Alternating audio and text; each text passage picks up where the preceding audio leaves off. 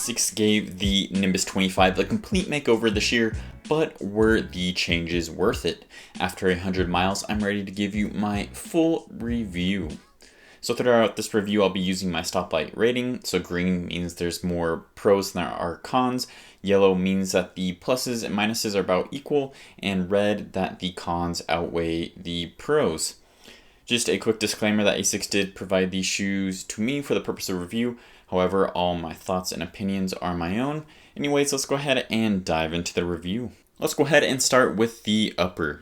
I found that the fit of the Nimbus was true to size and that it was pleasantly roomy in the toe box, but didn't feel sloppy at all either. The engineered knit mesh upper felt nice and sock-like, disappearing on the foot but still providing a nice secure lockdown. The Nimbus has always been known as plush, and despite the tongue having no padding, it was super comfortable, and all the padding around the ankle definitely made up for the lack of plush in the tongue. The knitted mesh has been holding up very well, and I've also liked how it's decently breathable too. I never felt like I'm overheating in them. Now let's talk about this midsole. The Nimbus 25 packs a lot of cushion in the midsole with a stack height of 41.5mm in the heel and an 8mm drop. This does make it more cushioned than any of the previous versions. The midsole material is Flight Foam Blast Plus with a chunk of pure gel in the heel. The shoe has a slight bounce to it, but it's also soft without feeling mushy.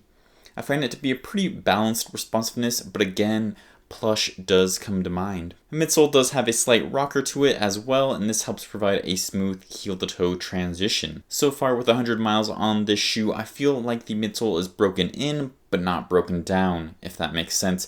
I feel like it's softer than the day I got it out of the box, but I also feel like I can put many more miles in this shoe. Now let's talk about this outsole.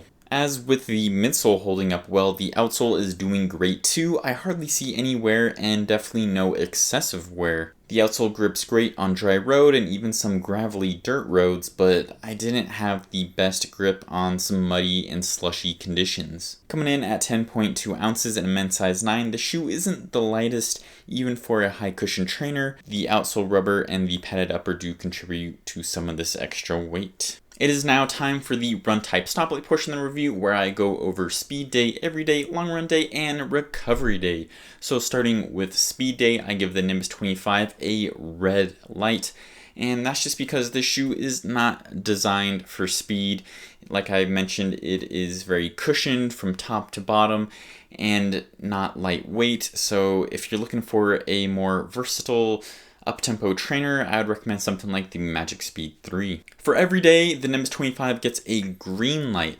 So for logging just my normal training mileage in these shoes, it felt great. This was a shoe that I was happy to lace up and go put some miles in, and even kind of getting up to more medium pace, the shoe still felt good with that responsive Flight Foam Blast Plus underfoot. For long run day, the Nimbus 25 gets a green light, and this was actually one of my favorite uses for this shoe.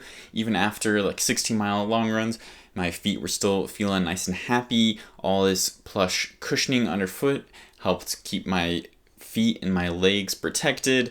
This plush upper was comfortable. That roomy toe box helped allow my toes to splay even when they were swelling towards the end of the long run. And also this wide platform on the base of the shoe did help for those later miles in my long run as well to just add a little extra inherent stability. And finally, recovery day, the Nimbus 25 gets another green light. This is probably my second favorite use for this shoe, is just when my legs are feeling beat up and tired, I'll lace them up and that protective cushioning feels really nice and smooth even at slower paces. So now talking about the price, the Nimbus 25 is $160, and that's pretty on par with what high cushion training shoes are nowadays, and it's shoes pretty much always been around that price point, so I guess I can't really knock on it too much. Alright, now taking a look at the results, there is the majority of green, which brings me to the conclusion that the Nimbus 25 is a go.